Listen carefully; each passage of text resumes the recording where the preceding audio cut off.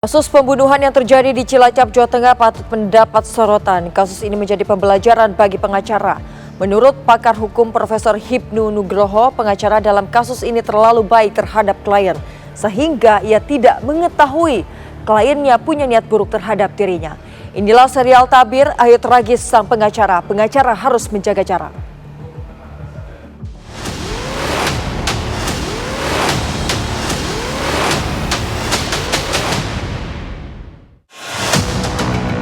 Sejak hari Jumat berpamitan kalau dia berangkat ke Juru Klinik Cilacap sampai hari Senin tidak ada kabar.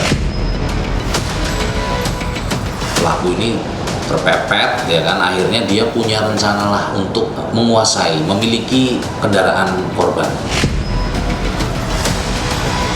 Mukul belakang leher. Pertama satu langsung jatuh, Bang. Setelah jatuh, Bang, tersungkur lah ya, saya pukul lagi.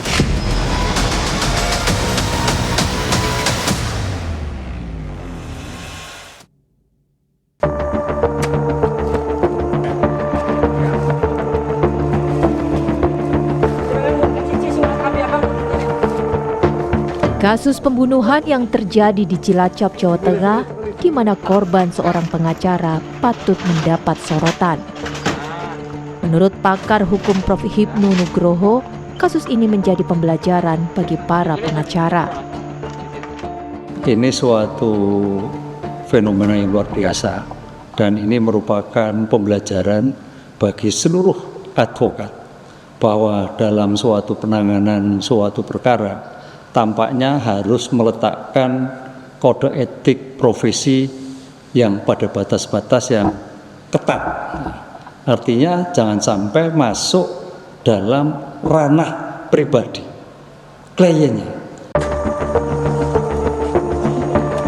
Menurut Prof. Hipnu Nugroho, bersikap terlalu melindungi klien hingga berhubungan terlalu dekat tidak boleh dilakukan seorang pengacara.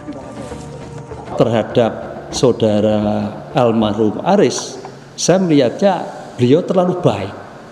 Dia terlalu seolah-olah menjadikan sebagai orang yang selalu melindungi kliennya. Padahal tampaknya kliennya bermasalah dan kliennya ada suatu niat jahat terhadap advokatnya. Ini suatu tindakan yang luar biasa dan tidak boleh terjadi lagi.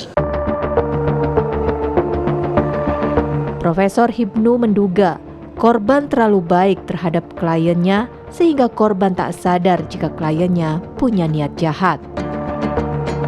Sebaliknya, seorang pengacara harus menjaga jarak terhadap kliennya sehingga bisa bersikap profesional.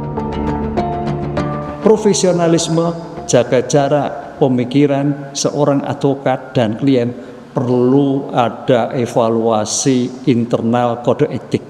Sehingga dalam batas-batas mana seorang advokat masuk, dalam batas-batas mana advokat suatu membela pada kliennya. Jangan sampai kasus ini terjadi.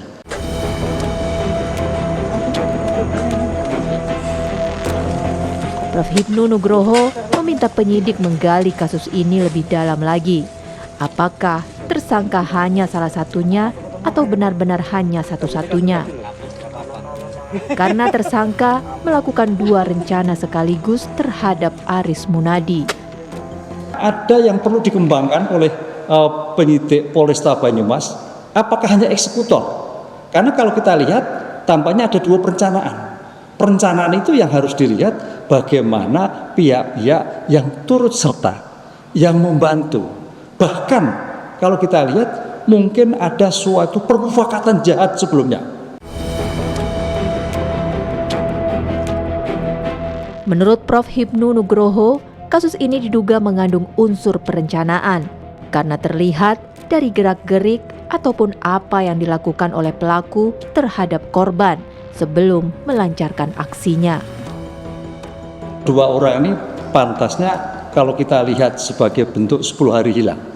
Kemudian ditemukannya kendaraan dan jenazahnya itu cukup lama.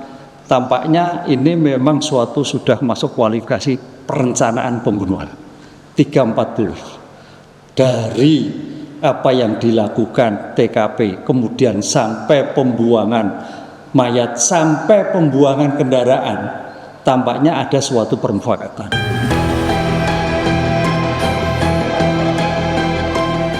Kejadian yang terjadi di Cilacap ini menjadi pelajaran agar seorang pengacara tetap menjaga profesionalitasnya dalam bekerja agar terhindar dari masalah.